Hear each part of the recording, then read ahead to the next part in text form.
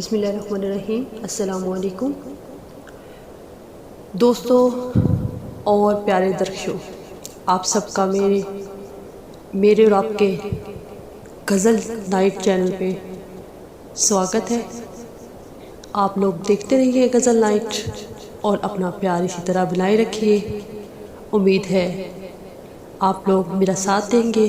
खुश रखें, खुश रहें, आबाद रहें। तो दोस्तों, ये आपका अपना चैनल है। जितनी मोहब्बत, जितना प्यार आप इसके साथ बनाए रखेंगे, इतना ही मैं आप लोगों के सामने गज़ल पेश करती रहूँगी और इसी तरह हम मिल के इस चैनल को लेके चलेंगे। तो शुरू करते हैं। आगाज़ यूँ हुआ था, आगाज़ यूँ हुआ था, उसने गुलाब भेजा।